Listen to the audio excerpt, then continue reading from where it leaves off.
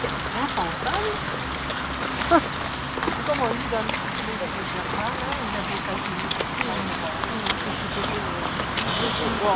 oui,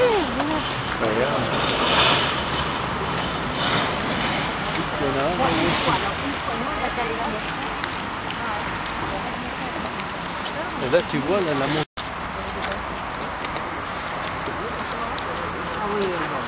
ah oui, moi ça m'avait choqué, c'est dans les jours au machin. Oui, c'est ça, parce que moi je pense que la tourelle.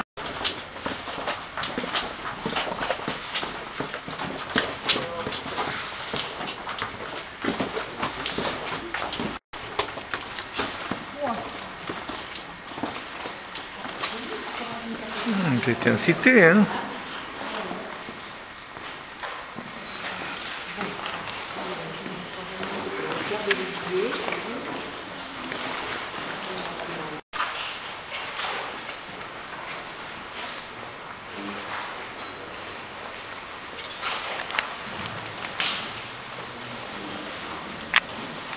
Commencé donc en 1190 et il a fallu donc à peu près un siècle pour établir cette galerie. Et à cette époque-là, on a fait donc appel aux seules personnes qui étaient capables d'établir de tels édifices, hein, c'est-à-dire les moines cisterciens, et on les a fait venir en fait de l'abbaye cistercienne de Saint-Maurice en Suisse. Alors en fait, cette galerie fait 160 mètres de long et c'est la réunion en fait de deux puits. Hein. Le puits d'Aval où nous nous trouvons donc actuellement est 160 mètres dans cette direction. Le puits d'Amont. Alors ici, on est sur le deuxième système d'extraction que l'on a vu donc dans la salle d'introduction, puisqu'on est au XIIIe siècle, à la fin du Moyen-Âge. C'est la technique de la... Voilà. Oui, vous suivez tous.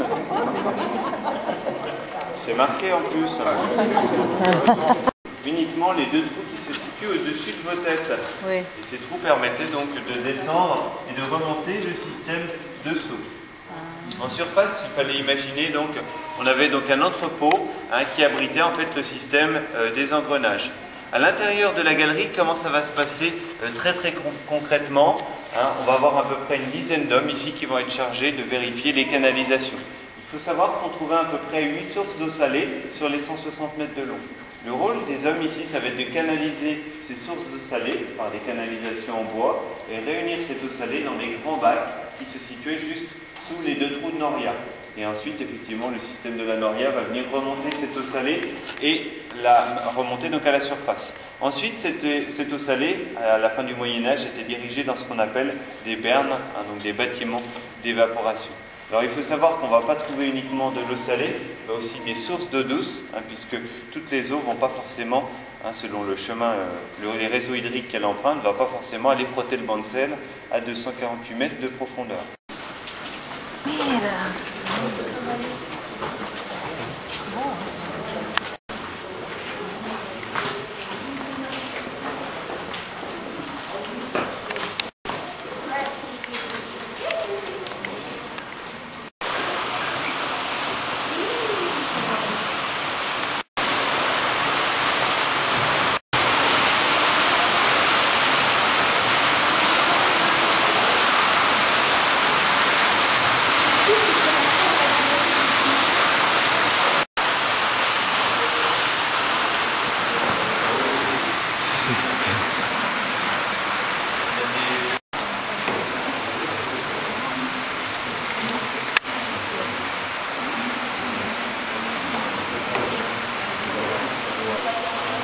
Alors, en fait, non.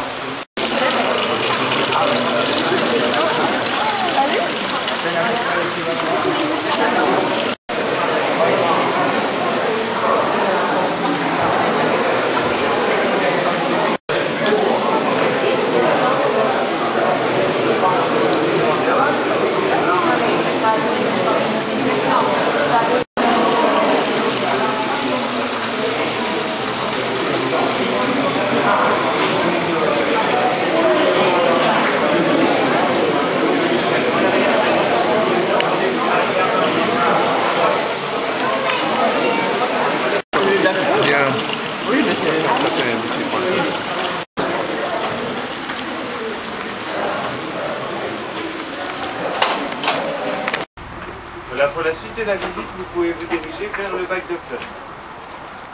de fer.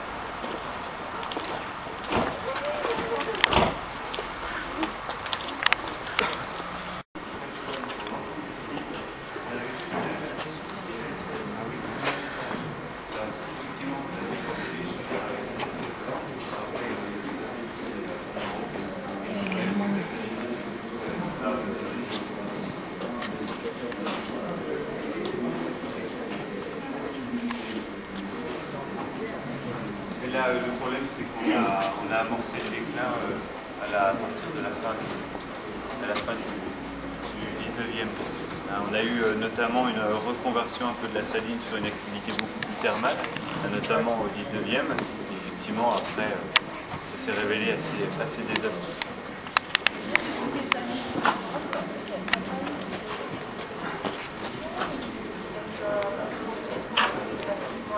Ah, ici, de toute façon, il y a toujours eu la volonté de garder le patrimoine. Il n'y a pas eu de destruction.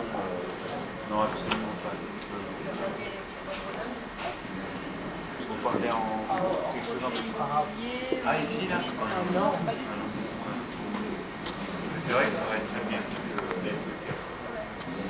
Effectivement, la saline a eu la chance. Des fois, la poêle, c'est la désigne donc le récipient qui se trouve donc juste devant vous. Alors c'est assez rare ce que vous voyez d'un point de vue du patrimoine industriel, puisqu'il existe plus que 3 poêles en état de conservation en Europe. Et vous voyez un petit peu l'action de l'eau salée sur le fer, elle a fortement en fait corrodé. Alors en fait, cette poêle est constituée de plusieurs plaques de fer, c'est des carrés de fer que l'on appelle des platines. Ces platines sur le bord de la poêle. Une fois que ces cristaux de sel étaient rassemblés sur le bord de la poêle, les ouvriers en fait prenaient ces plaques de bois et remontaient en fait ces cristaux sur le manteau. C'est la partie supérieure qui est constituée de ces planches. Vous voyez, elle est posée en fait sur les murs de briques réfractaires et sur ces chandelles de fond. Alors effectivement, ce système, vous pouvez peut-être penser à un système beaucoup plus ancien. Effectivement, c'est les termes romains, puisqu'en fait, on est sur un mouvement d'air chaud qui passe sur le cycle. Alors, vous voyez ici sur la droite, à l'extrême droite, la sortie en fait du flot. Vous avez métal, des variations de température. Si ça n'avait pas été le cas, on aurait eu des cases beaucoup plus fréquentes. Donc, on va toujours en fait amener un petit peu d'eau salée à l'intérieur du bac et chauffer toujours en permanence donc les flots. Alors, la saline est libre puisqu'il bénéficie de l'énergie solaire, mais aussi des mines de sel gel. Alors, on va en fait directement aller chercher.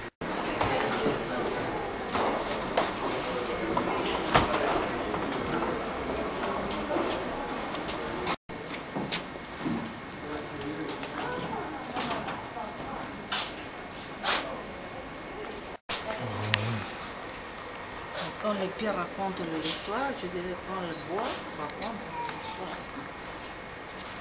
Plein de bois.